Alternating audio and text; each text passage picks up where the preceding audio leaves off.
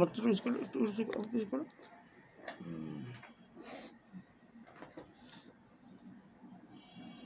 বন্ধুরা, ওর বয়স জানো কত? এই 10 বছরের একটা মেয়ে, তার আমি গলার ভিতরের দৃশ্যটা তোমাদেরকে দেখাচ্ছি। এই ডান মুখটা হচ্ছে করো, এইভাবে করো। ডান টনসিলের, রাইট টনসিলার, প্যারাটনসিলের একটা শোলেন মাস, যত সময় একটা সফট টিউমার হতে পারে আর কি, একদম টনসিলার এনলার্জমেন্ট বলা যাবে না আর কি, মানে পাশেই একটা ইয়ে আর কি। এই কতদিন ভুগছিল? ফুল 1 বছর ভুগছিল।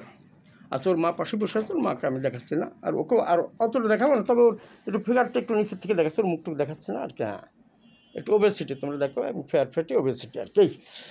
আচ্ছা, তা এই মেয়েকে নিয়ে ওর মা আমার কাছে এসেছিল গত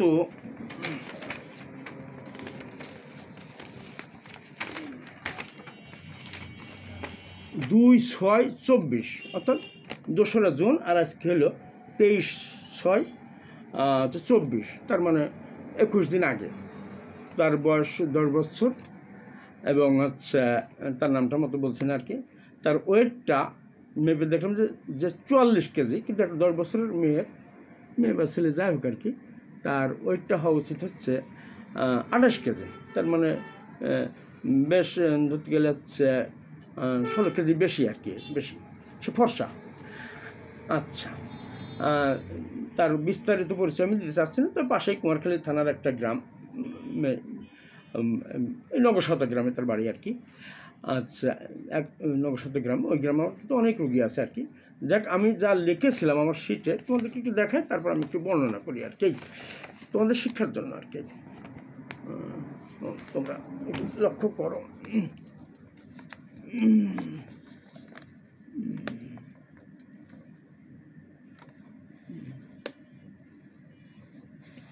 একটু বলো সেই সঙ্গে, তাহলে একটু ভিডিওটা আমি ছোটো করতে পারো। Swollen mass at right tonsil region, 1 years this problem, no such pain, তেমন খুব ব্যথা ছিল, তবে যখন সে খাদ্য গলাধন করতো তখন একটু তার ডিফিকাল্ট লাগতো, বাধা ভাব লাগতো। Allopathy and homeopathic treatment.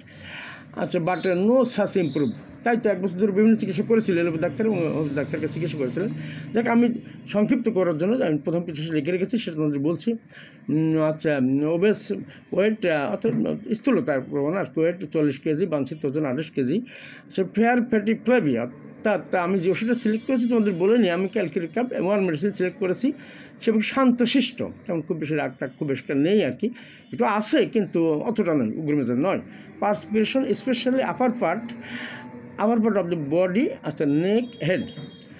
আচ্ছা, তারপর অল্প পরিশ্রম, খেলাধুলায় সে একটু হাঁপিয়ে ওঠে আর কি, এবং তার নেজাল পরিবেশ তোমরা একটু, আমি যখন গলা দেখলাম তখন দেখেছো আর কি, তার নেজাল পরিবেশ আছে এবং বাইলেটারাল আর কি। হ্যাঁ, যাক, আমি তার জন্য এই ক্যালকের কাপ ওষুধটাই সিলেক্ট করেছিলাম, সেটা তোমাদেরকে আমি দেখাচ্ছি যে আমি তাই সিলেক্ট করেছি হচ্ছে ক্যালকের কাপ। তার পরবর্তীকালে তার বংশগত প্রভাবে একটু সাইকোটিক দোষে যা লাগতে পারে, নাও লাগতে পারে, যাকে লিখে রেখেছে আর কি। শীত গ্রীষ্মকাতর কিন্তু তার কিন্তু সুনির্দিষ্ট নয়, আমরা কিন্তু অনেক ক্যালকের রুগী পাই, প্রায় অনেক ক্ষেত্রে কিন্তু গরম কাতরও পাই, কিন্তু অন্য লক্ষণ যদি মিলে যায় তাহলে শীত কাতর হতো, গরম কাতর আমাদের অত মাথা না ঘামালে চলবে। তো আমি একটা কথা লিখে রেখেছি, যদি ব্যর্থই হয়ে যায় কখনো, তাহলে ক্যালকেরাইড লাগে কিনা সেটা আমি দেখবো আর কি পরে, তবে লাগবে না, এটা প্রমাণিত যে যেহেতু ক্যালকেরাইড তার যথেষ্ট উন্নত হয়েছে ইনশাল্লাহ। যাক, 2/6/24 তারিখে ক্যালকেরাইড 02 বিডি দিয়েছিলাম, তার 03 বিডি দিয়েছিলাম, তার 04, 05, 06 ওডি দিয়েছিলাম আর কি। যাক, এই যে 1 মাস করে হয়নি, 3 সপ্তাহ চিকিৎসায় কেমন বোধ করছে? একটু ভালো বোধ করছে তো? আমি তো ঠিক পেলাম একটু ছোটো হয়েছে, আরও যে একটা ছিল, আর তোমার একটু আগে ঢোক গিলতে গেলে একটু কষ্ট দেখুন, কম লাগছে?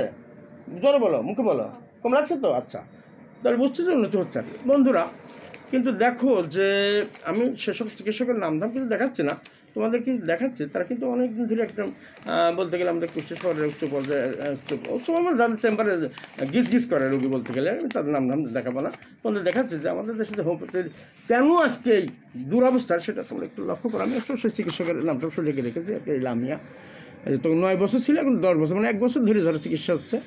এই দেখো, কয়েকবার করে ওষুধ তাকে দেওয়া হয়েছে, এবং ওষুধ কী লিখেছে ওটাও একটু বোঝা যায়। ফাইটোলক্কার দেশে দেখছি প্রথম ইয়েতে, তো ব্রাইটেমিওর দেশে, তারপর হচ্ছে বিসি ব্রাইটা কার্বো দিছে, অর্থাৎ ব্রাইটে মিউরো দিছে, ব্রাইটে কার্বো দিছে, ফাইটোলক্কাল দিছে আর কি।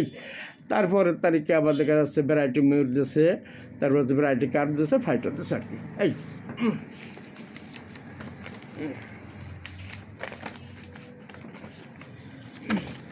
বন্ধুরা কত আর দেখাবে, আমি ডাক্তার নামঠান দেখা যাচ্ছে মানে পৃষ্ঠার পর পৃষ্ঠা এইভাবে চলেছে কিন্তু, হ্যাঁ প্রায় এখানে 5-6 পৃষ্ঠা রয়েছে, প্রতি পৃষ্ঠায় কিন্তু এইভাবে রয়েছে। খাওয়ার নিয়মটা রয়েছে, সকালে খাও, দুপুরে খাও, বিকালে খাও, তাই তো কয়েকবার কিন্তু তোমার ওষুধ খাওয়া লাগেছে। তারপরে তার আগে তারা এলোপ্যাথি দেখাচ্ছিল, তারপরে সার্ভে আশা করে নিয়ে তারা এই কিন্তু এই হোমিওপ্যাথি শরণাপন্ন হয়। যাদের চেম্বারে রুগী গিজ করে সেরকম একটা ডাক্তার কাছে গিয়েছিলেন, এই তারা দেখা বলে যাকে খিচুড়ি বা মুড়ি মশলা বলা চলে আর কি।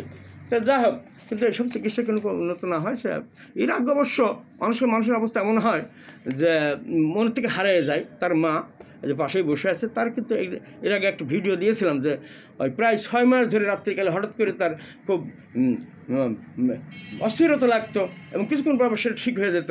সে অনেক তখন এলোপ্যাথি ডাক্তারকে দেখাইছিল, অনেক পরীক্ষা হয়েছিল, কোনো উন্নত হয়েছিল। তো আমার কাছে আসছিল, আমি তার জন্য হিসাব নিকাশ করে সিড্রোনোসটা সিলেক্ট করেছিলাম। আমি একই সময় আসতো, যদি বলতে পারছিল যে ঘড়ি ধরে আসে কিনা। তাতে তার প্রথম 3 সপ্তাহে উন্নত এবং 2 মাসের চিকিৎসা সেরে গেল। তাই তো সেটা একটু ধরে বলো সেরেছিল। আচ্ছা, তো যাই হোক আর কি।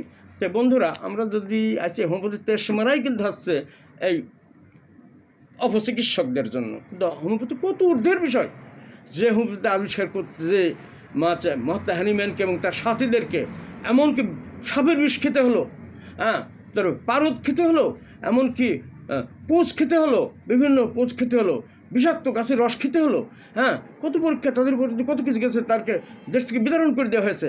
আর সেই হোমিওপ্যাথি নিয়ে আমরা মানে ছেলে খেলা করছি আর কি।